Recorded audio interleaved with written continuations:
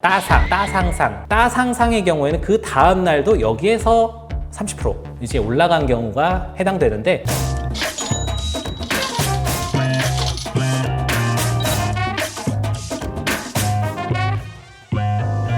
반갑습니다. 부자주식TV 최현우 전문가입니다. 오늘은 여러분들과 함께 나눠볼 주제는 IPO에 대해서 한번 자세하게 공부를 해보도록 하겠습니다. 흔히들 뉴스를 검색해 보시고 여러 주식 관련 이슈를 들으시다 보면 따상상 이런 얘기를 들으셨거나, 최근에 카카오 관련 상장 종목들이 많죠. 카카오 게임즈나 앞으로 다가올 카카오페이, 카카오뱅크 이런 친구들이 뉴스를 통해서 어느 정도 들으셨을 거라 봅니다. 실제로 주변을 보시면 아마 상장을 통해서, IPO를 통해서 쏠쏠하게 수익을 거두셨던 분들도 확인되실 수 있을 거라 봅니다. 오늘은 그 IPO가 어떻게 진행되는지, 그리고 관련된 종목군이나 내용들은 어떻게 진행되는지 한번 살펴보고 전체적인 관련주를 말씀드려 보도록 할게요. 흔히 IPO라고 한다면 기업 공개를 뜻합니다. 영어로는 Initial Public Offering이라고, 시장에 이 기업을 오픈한다, 이렇게 생각하시면 될 것 같아요. 비상장 기업이 상장하기 위해서 대중들에게 기업을 공개하는 것이라고 뜻하고요. 우리가 주식을 투자하는 것도 어떻게 보면 그 회사와 동업을 하는 게 주 목적이라면, 일반적인 회사는 돈이 많이 필요하기 때문에 그 돈을 투자를 통해서 받습니다. 그렇게 투자를 통해서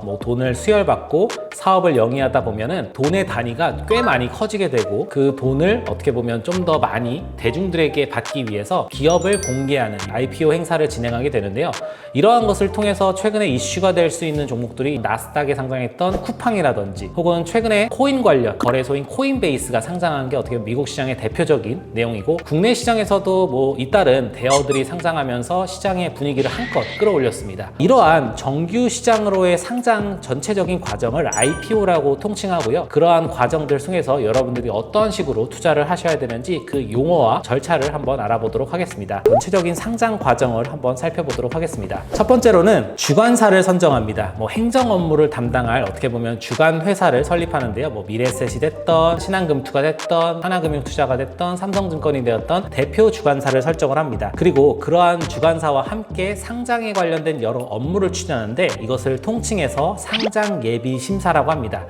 뉴스 같은 데 검색해 보시면 상장 예비 심사, 상장 예심을 신청했다라는 기사와 함께 45일간의 여정이 시작된다, 이런 식으로 내용이 나올 텐데요. 절차적인 부분은 다음과 같습니다. 상장 예비 심사서를 제출하고, 그러한 상장 예비 심사를 통칭해서 받는 부분을 한국거래소에서 진행하게 됩니다. 이러한 상장 예비 심사를 했을 때 조금 여러 가지 미진한 부분이 있으면 간혹 퇴짜 맞기도 하는데, 그러한 경우에는 다시 재신청하는 경우도 있고요. 그러한 부분이 완료가 된다면 증권 신고서를 제출하게 됩니다. 금융감독원에 이 부분을 제출하게 되는데, 우리 회사는 어떠한 회사이고, 이러한 회사에서 우리가 어떠한 식으로 가치 산정을 했는데 공모가를 이렇게 선정할게요 라고 진행을 합니다. 이렇게 공모가를 설정하면은 공모주를 발행합니다. 이것이 흔히 말해서 공개 모집, 혹은 IPO에 어떻게 보면 여러분들이 실제로 참여하게 되는 구간이라고 볼 수 있는데요. 이렇게 공개 모집을 하게 된 이후에 한국거래소에 상장이 승인됩니다. 그 다음에 이제 신규 상장을 통해서 이제 한국거래소에서 이제 박수와 함께 이제 한국거래 상장이란, 그렇게 시장에서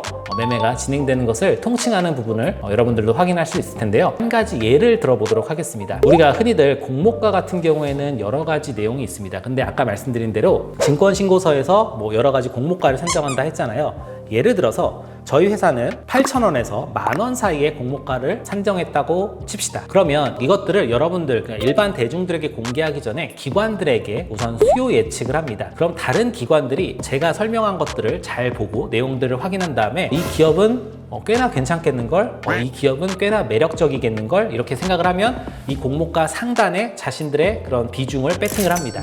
근데 이게 별로 재미없거나 그렇게 시장성이 돋보이지 않은 기업이라면 하방에 베팅을 하겠죠. 이것들이 수요 예측을 통해서 어느 정도 시장의 분위기를 나타내게 됩니다. 수요 예측이 1000대 1, 10,000대 1 이런 식으로 엄청난 숫자가 나오는 경우가 요 경우에 해당이 되고 있고요.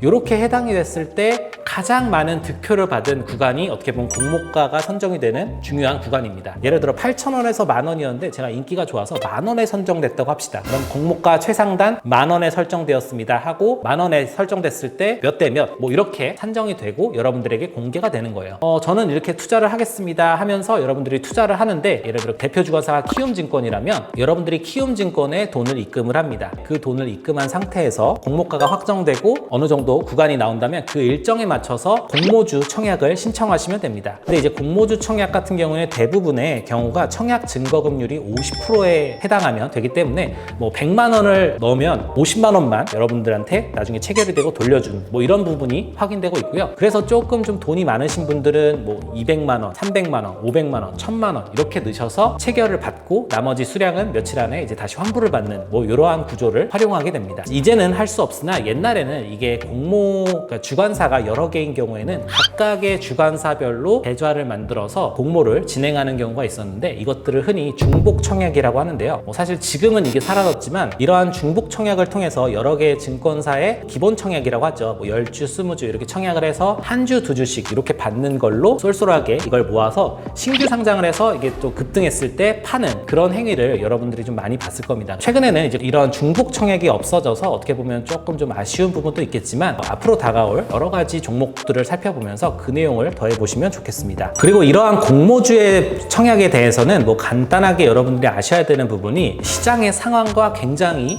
밀접한 관계를 가지게 됩니다. 예를 들어 작년 3월까지만 하더라도 시장의 분위기가 워낙 안 좋았기 때문에 공모를 진행하던 여러 기업들이 공모를 취소하거나 좀 연기하기도 했고요. 이게 어떻게 보면 시장의 분위기에 따라서 청약이 엄청나게 흥행을 거둘 수도 있고 혹은 청약이 미달되는 경우도 있으니까 시장의 분위기에 따라서 여러분들이 종목을 선별하는 능력을 한번 길러주셨으면 하고요. 각각의 단어별로 여러분들이 좀 내용을 좀 더해 보신다면 주관사, 아까 말씀드린 이 기업의 그런 상장 업무를 책임져주는, 이게 기업이 좀 크다 보면 대표 주관사와 여러 개의 다른 뭐 추가적인 도와주는 그런 주관사들이 있는데, 이럴 경우에는 지금은 중복 청약이 안 되기 때문에 여러분들이 다 자금을 넣으실 때는 경쟁률을 좀 확인해 보시는 게 좋아요. 그래서 한번 첫날에 넣지 마시고 한번 시장의 흐름을 보시고 어느 기관이 경쟁률이 제일 낮은지를 확인해 보시고 자금을 집어넣으시면 좋을 것 같고요. 그 다음에 이제 청약일, 납입일, 상장일 뭐 이렇게 돼 있습니다. 청약일은 여러분들이 실제로 청약하는 기간, 납입일은 금액이 딱 완납되는 기간, 그리고 상장일은 그 종목이 상장되는 기간, 뭐 이렇게 좀 뜻합니다. 아까의 내용과 살짝 그 내용을 더해보면 제가 아까 10,000원에 공모가 최상단에 제 기업이 결정이 되었고 그 친구가 상장을 합니다. 인기가 굉장히 좋아서 아마 첫날에 따로 시작되는 경우, 따블이라고 하고요. 그럴 경우에는 이 친구가 20,000원부터 시작을 합니다. 그럼 그 20,000원 상태에서 더 인기가 좋아서 사람들의 관심이 뜨거울 경우에는 거기에서 상한가를 기록하게 됩니다. 그렇다면 따 기준은 20,000원이고 따 상의 기준은 26,000원입니다. 이렇게 좀 따상의 경우가 이렇게 진행된다고 생각하시면 좋을 것 같고요. 따상상의 경우에는 그 다음 날도 여기에서 30%